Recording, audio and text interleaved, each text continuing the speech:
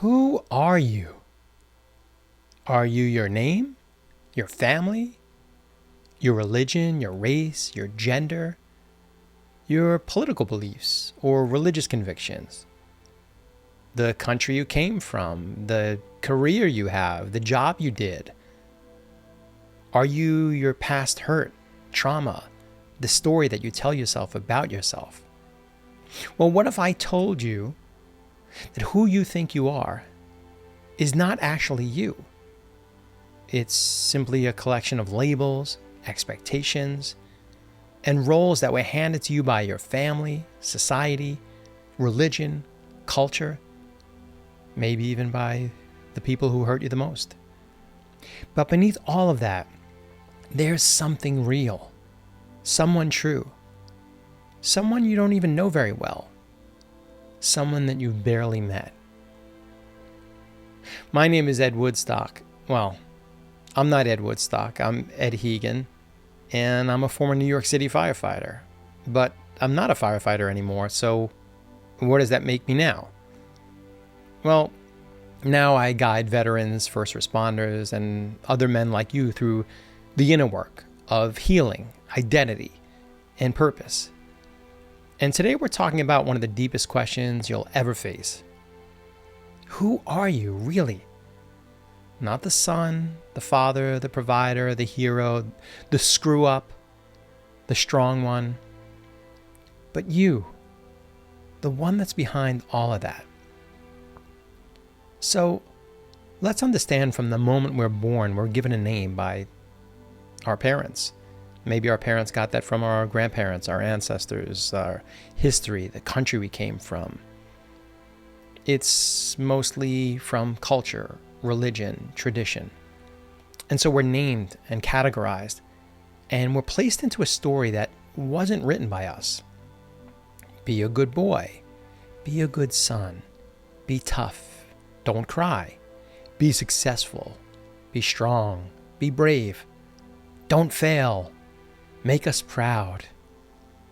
And slowly we begin to wear these masks and these costumes, believing that that's our identity. Some men become the protector. They become the hero, the savior. They become the achiever.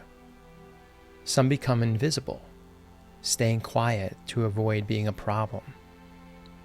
And then one day, usually after heartbreak, divorce, burnout, losing your career, your job, through grief, pain, loss, everything collapses. And you're kind of left staring in the mirror thinking, well, if I'm not all those things that I think I was, then who am I? And this is a sacred moment that most people want to avoid. It can be like an identity crisis. It is an identity crisis. But it's also the moment where your real life begins. Because here's what you have to understand. You're not your family. You're not your name. You're not your religion. You're not your job. You're not your trauma. You're not the version of yourself that your parents needed you to be out of their own fear and expectation. You're not the story that other people wrote for you or the expectations that society has of who you're supposed to be. You are consciousness. You are the awareness. You are the witness behind it all. And the more you let go of who you're supposed to be, the closer you can get to who you truly are. Because identity is built on validation. And so it will always feel unstable because it's derived from something outside of us. And you don't have to burn down your life or go join the monks in a monastery and experience ego death or the dark night of the soul, although sometimes that naturally happens. But it is important that we stop abandoning ourselves to keep other people comfortable. It's really important that we honor ourselves, because your authentic nature isn't something that you create, it's something that you remember. The real you is quiet, steady, loving, peaceful, and deeply content and confident with inner peace, knowing exactly who you are. And if we want to experience that true freedom, it's not by trying to become something new. It's really about finally coming home to ourselves. And most of us have been living like actors. As Shakespeare said, all of life is a play. And most of us live that way. But we're actors in somebody else's script, somebody else's expectations, somebody else's life. And so if we're still operating from these primal wounds where we think our identity, our meaning, and our purpose is derived by what mom and dad expected of us, or we're driven out of fear that we're not going to live up to some expectations that we had as a wounded child, and now maybe our wife, our significant other, our partner, society as a whole, these expectations still have a strong hold on us. We're always going to be operating from those places of how can I meet other people's expectations to continue to be that version of myself so I'll be accepted, I'll be loved, I'll feel a sense of belonging and meaning and purpose.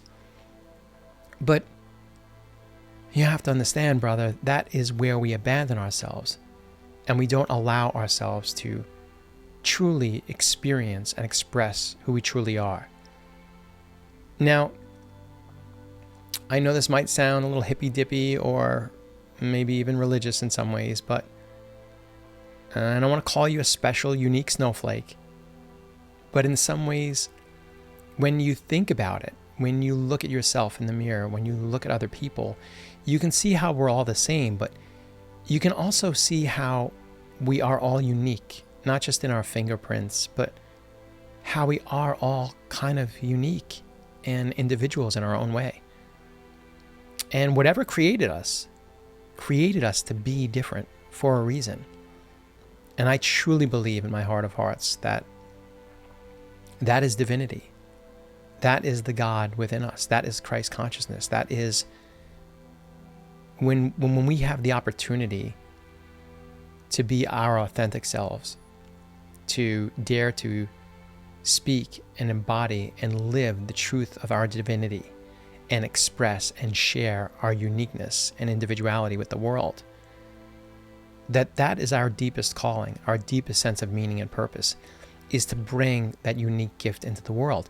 And to deny that, to forfeit that, to abandon that and not express that truth is in some ways to sin and not bring this unique gift into the world. So I hope you can see why it's so important that we recognize there is this uniqueness, there is this divinity, there is this individuality that calls us to free ourselves from wearing the masks, the armor, and the costumes of other people's expectations and dare to live authentically and be ourselves.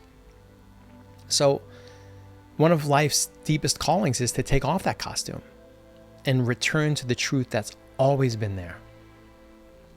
When you no longer need to be what they expect, when you no longer live in the shadows of what people want you to be because it's convenient for them, you can finally be free.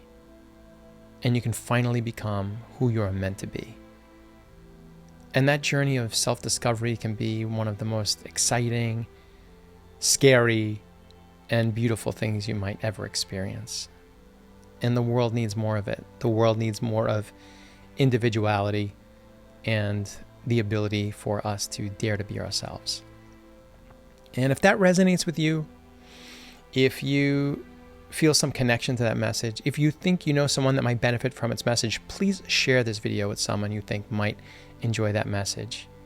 And if you're going through a process of an identity crisis, a midlife crisis, you've left your job, your relationship, and some of the things that defined you in the past, and you're not really sure how to rebuild yourself and create yourself or honor the truth of who you are, then you don't have to do that alone. You can just click the link in the description below and let's connect.